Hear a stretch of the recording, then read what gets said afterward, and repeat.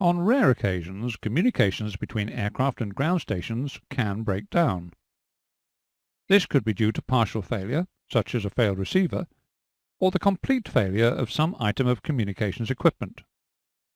However, a more common cause is human failure, such as selecting the wrong frequency or having the volume turned down too low. For this reason, it's recommended that in the event of communications problems, you first check the following: that the correct frequency is selected. Golf Echo Golf India Kilo. Change frequency to 118.750. 118.750. Golf Echo Golf India Kilo.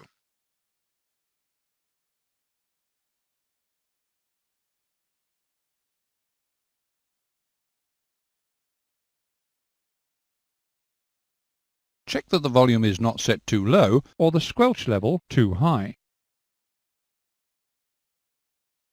That all microphone and headset plugs are correctly plugged in. That the aeronautical ground station is open. In other words, you're calling within its published opening hours.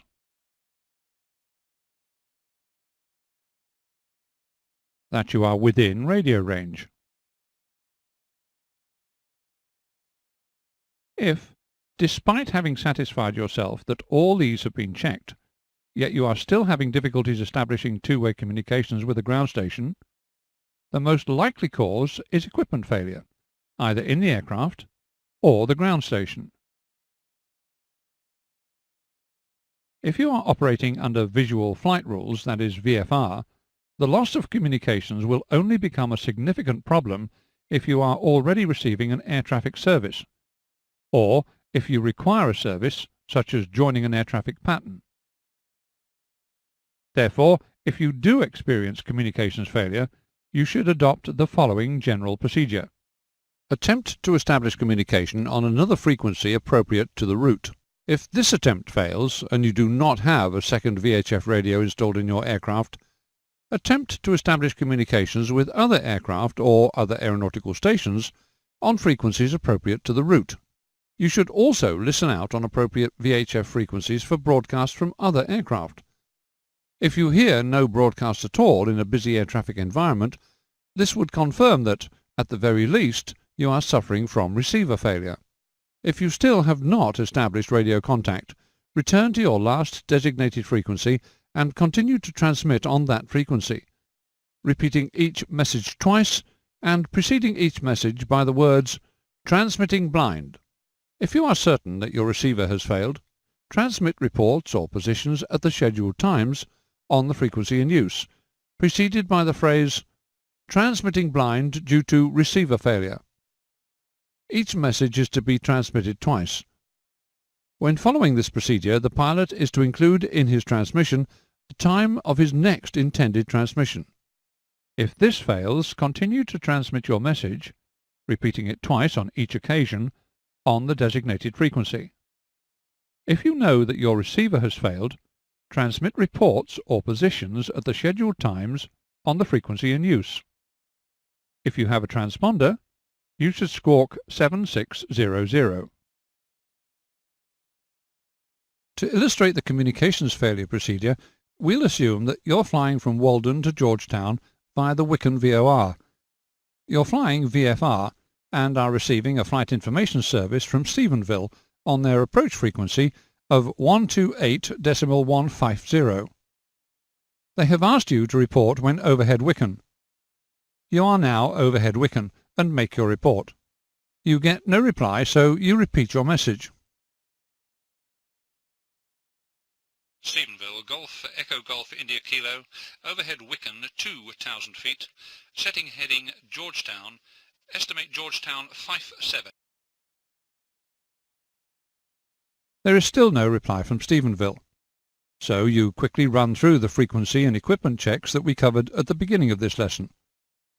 Having completed these checks, you determine that the radio equipment seems to be in working order and that you have the Stephenville approach frequency of 128.150 selected. You therefore change frequency to Stephenville Tower on 119.8 in order to try and re-establish contact with Stephenville on that frequency.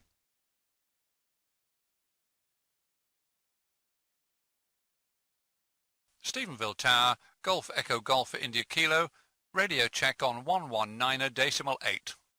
Stephenville Tower, Golf Echo Golf India Kilo, radio check on 119.8. After several calls, you still get no reply from Stephenville Tower. Being familiar with the ICAO communications failure procedure, you try to establish contact with other aeronautical stations whose frequencies you have in your flight log for your route. You are, however, unsuccessful in establishing contact. As you can hear that your microphone is functioning and that you are getting the customary click from the transmit button, you suspect that you have receiver failure. Consequently, in accordance with communications failure procedure, you change back to Stephenville approach on 128.150, as this was your last designated frequency, and continue to transmit on that frequency. You now transmit each message twice and precede each message with the words, "Transmitting blind due to receiver failure." If you were unsure about what the problem with your radio was, you would precede each message with the words, "Transmitting blind," alone. As you are receiving a flight information service from Stephenville, you make sure that you carry on transmitting your intentions with respect to the continuation of the flight. You should also include in your message the time of your next intended transmission. Stephenville approach, Golf Echo Golf India Kilo, transmitting blind due to receiver failure, overhead Wicken at 2 tree, setting heading for Georgetown at 2,000 feet, estimate Georgetown at 57. Next transmission at forward 0. Stephenville approach, Golf Echo Golf India Kilo, transmitting blind due to receiver failure, overhead Wicken at 2 tree, setting heading for Georgetown at 2,000 feet, estimate Georgetown at 57. Next transmission at forward 0. If you have a transponder, you should squawk 7600. This code will appear on any radar screen within range and alert the controllers that your aircraft has radio problems.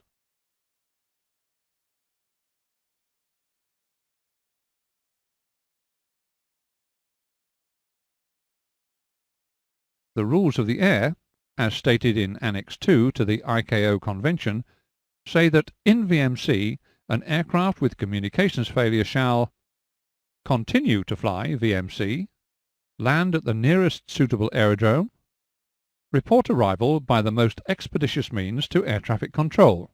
In our scenario, by continuing to fly VMC, you're conforming to the first of these rules. In your case, you've told Stephenville that you intend to continue your flight to Georgetown. This is a logical decision. You are as close to Georgetown as to Stephenville.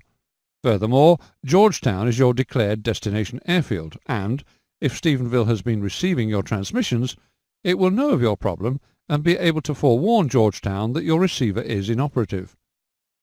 If Stephenville approach is receiving your transmissions, they will, of course, be expecting a further transmission from you at 40 minutes past the hour, in accordance with your last stated intentions. At the stated time, you call Stephenville approach to inform them that you will change frequency to Georgetown Tower. Stephenville approach, Golf Echo Golf India Kilo, transmitting blind due to receiver failure, changing to Georgetown Tower on 123.8. Stephenville approach, Golf Echo Golf India Kilo, transmitting blind due to receiver failure, changing to Georgetown Tower on 123.8. Georgetown Tower, Golf Echo Golf India Kilo, transmitting blind due to receiver failure, 10 miles east at 2,000 feet, estimate Georgetown 57, joining overhead for landing, next transmission 57. Georgetown Tower, Golf Echo Golf India Kilo, transmitting blind due to receiver failure, 10 miles east at 2,000 feet, estimate Georgetown 57, joining overhead for landing, Next transmission, Fife 7. You would not, of course, have been able to get the weather, so you would not know the QFE or QNH, nor would you know which runway is in use. Therefore, using an estimated QNH or QFE based on what you'd been using up to that point, you would carry out an overhead join so that you could observe the windsock and determine which is the most likely active runway. Georgetown Tower, Golf Echo Golf India Kilo, transmitting blind due to receiver failure. Overhead, joining for runway 23, left hand. Georgetown Tower, Golf Echo Golf India Kilo, transmitting blind due to receiver failure.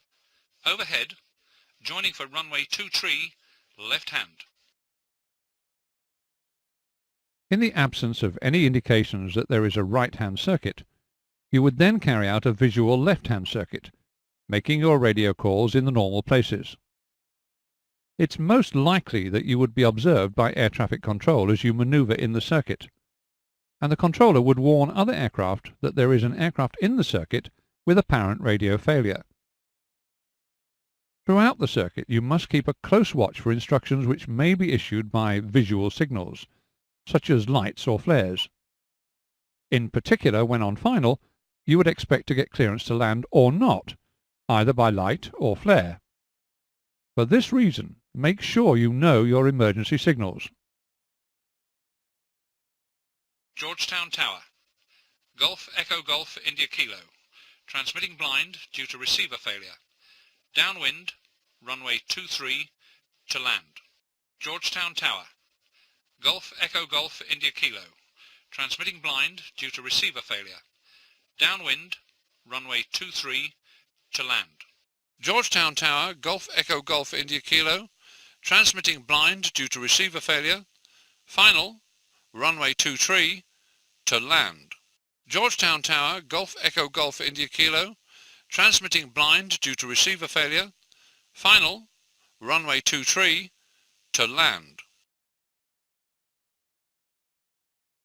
When you've landed, parked the aircraft and shut down your engines, you should report to air traffic control to explain your actions. By doing so, you will have complied with the second and third rules. That is, you will have landed at the nearest aerodrome and then reported your arrival by the most expeditious means to air traffic control.